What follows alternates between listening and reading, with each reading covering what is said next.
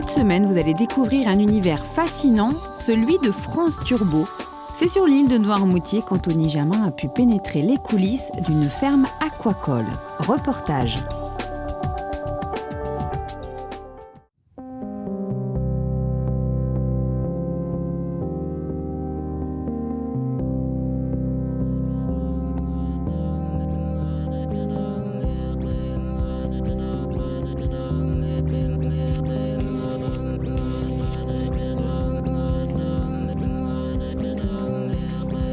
Oui, salut Jean-Marie, c'est Odile, France Turbo. 3 pour samedi, donc 3, je te mets ça au départ de demain, donc...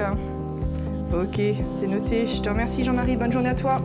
Salut, au revoir. 7 heures sur l'île de Noirmoutier, nous sommes dans les locaux de la société France Turbo, une entreprise créée en 1987 et spécialisée dans la production et la commercialisation de turbos. Pour Odile et Adeline, la journée démarre sur les chapeaux de roue avec les premières prises de commandes.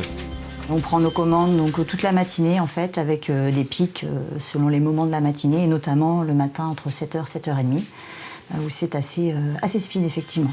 On a 3 ramasses en fait, donc une à 7h30, pour donc desservir plutôt nos clients du sud de la France, quelques plateformes, grande surface et une enseigne cash and carry. Ensuite, on a une deuxième ramasse à 10h et une troisième à midi. J'ai eu demain de la Doire au départ de demain et demain qui m'a demandé de rappeler. Donc, Les clients France Turbo, essentiellement des grossistes qui servent la restauration gastronomique et également les communautés asiatiques adeptes du poisson cru. Notre chiffre d'affaires, c'est plus de la moitié sur l'export. Donc on est très orienté export en fait, avec le même type de clients qu'on aura sur la France, à savoir des grossistes de la restauration gastronomique. ça marche. C'est noté pour ce soir. Je te remercie Sylvain. Salut. On a toujours été très orienté export, effectivement, et ces dernières années, beaucoup plus grand export, je dirais, parce qu'on fait une différence entre export Europe et grand export. Et ces derniers temps, on essaye plus de se développer sur les marchés asiatiques notamment et américains. L'avantage qu'on a, c'est qu'en fait, on abat à la commande. Donc le client a vraiment du poisson ultra frais. On pêche vraiment à la commande. Voilà, donc on a un poisson qui part par exemple le jour A, ce qu'on appelle jour A par exemple lundi, qui arrive le jour B sur Rungis par exemple, et de Rungis qui peut après repartir sur l'export et arriver le jour d'après, en Asie par exemple.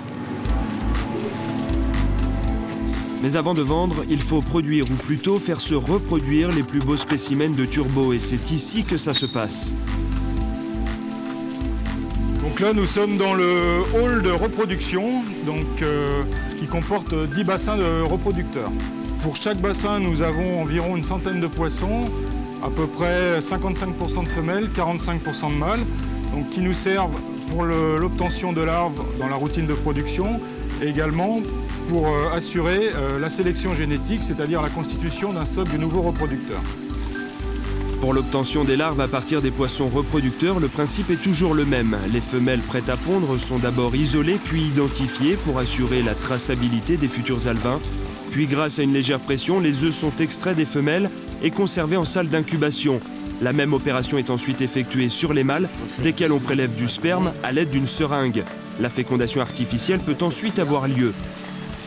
Effectivement, on arrive très facilement à obtenir ce qu'on appelle la gamétogénèse, c'est-à-dire la préparation des produits sexuels, mais on n'a pas de ponte spontanée dans le milieu, puisqu'on est quand même relativement loin des conditions naturelles, en termes de pression, de lumière, de profondeur.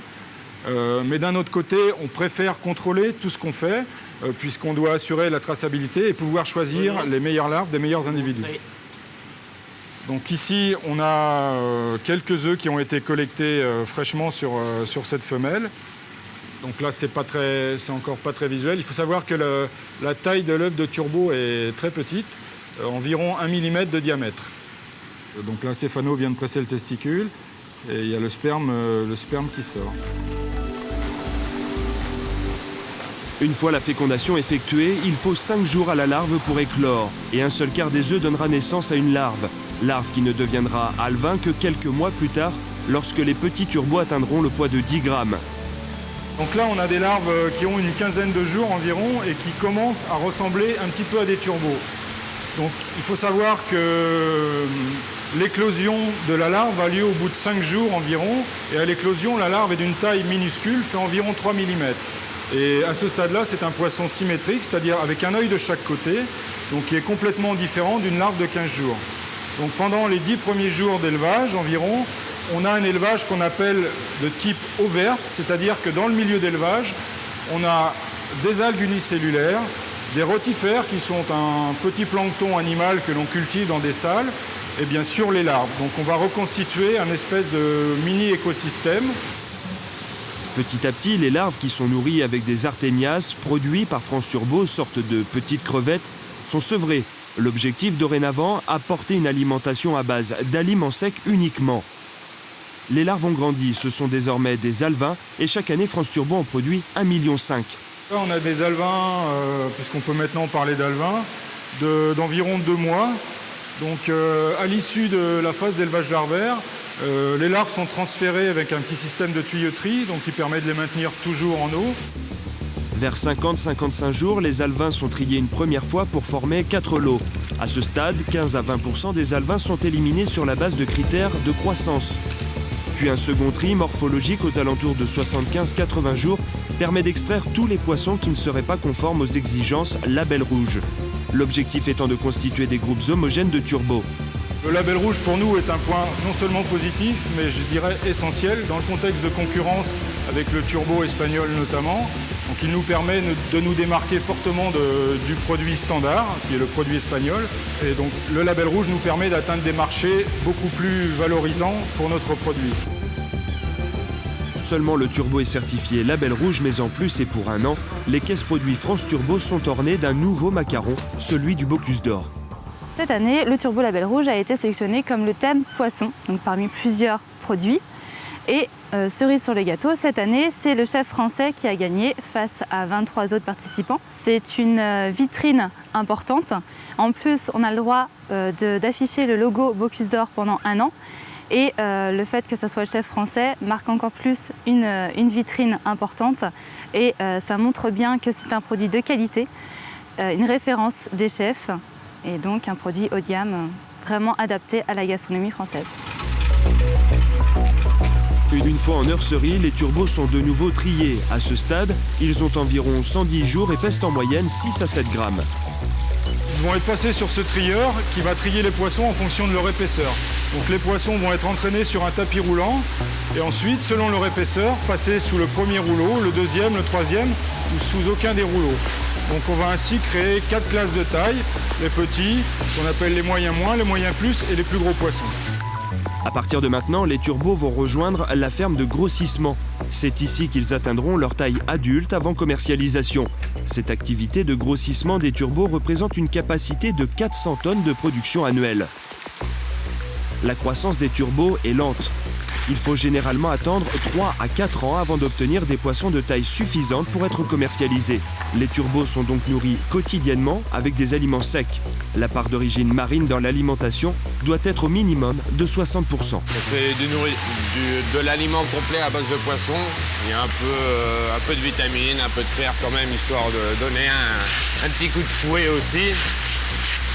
Et après c'est tout pressé, quoi, de la farine pressée, quoi, de poisson. Ça va prendre le niveau d'oxygène dans les bassins. Pour l'alimentation en eau des bassins, France Turbo utilise uniquement des eaux de forage, des eaux souterraines salées qui présentent l'avantage d'être stériles, à température constante toute l'année et sans présence de matière organique. En revanche, les niveaux de fer, d'ammoniac et de manganèse nécessitent un traitement biologique avant utilisation. Lorsqu'il a atteint sa taille de vente, le turbo est pêché dans les bassins d'élevage et ici, chaque pêche est effectuée en fonction des commandes. Alors là, on est en train de préparer une commande pour un client qui veut du vivant. Donc le poisson va partir en conteneur alu en eau et va être expédié directement au client. Donc ça, c'est un premier procédé d'expédition vivant. On a un deuxième procédé où on expédie en grand export. Et là, par contre, c'est un procédé qui a été mis en place par France Turbo, où on envoie le poisson sans eau dans les pays d'Asie. Les pays asiatiques mangent que du poisson vivant. Donc on est obligé, on n'enverra pas de poisson standard label rouge en Asie. Et l'Asie est un pays porteur, où il y a un gros marché.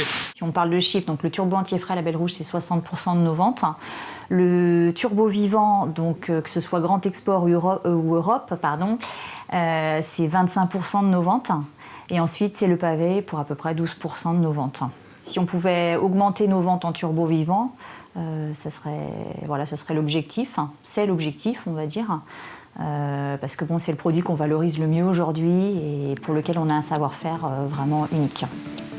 Même si cela semble paradoxal, chez France Turbo, on a trouvé le moyen d'expédier à l'autre bout du monde des poissons vivants sans eau. Pour faire simple, il s'agit en fait d'une sorte de mise en hibernation des turbos qui leur permettent de vivre près de 30 heures sans eau, jusqu'à destination finale. Par mesure de sécurité et de confidentialité, ce procédé ne nous sera pas dévoilé. Aujourd'hui, France Turbo mise tout sur ce type d'envoi. Pour les clients étrangers, importer du poisson français vivant, c'est un gage de qualité. Pour les autres envois, il existe deux possibilités, entier ou en pavé. Ces poissons-ci, ils font 1 kg, 800 000 à 1 kg. Pour moi, on a la taille un poil au-dessus qui fait 1 kg à 1,5 kg. Alors là, c'est pour un grossiste belge qui lui redistribuera en restauration. Chaque jour, 300 à 400 poissons passent entre les mains de l'équipe découpe. La mise en caisse est réalisée moins de 4 heures après l'abattage. Car le turbo label rouge est soumis à des contrôles très sévères portant sur la chaîne du froid, depuis la pêche jusqu'à sa commercialisation dans l'un des points de vente en France ou quelque part ailleurs, à l'autre bout du monde.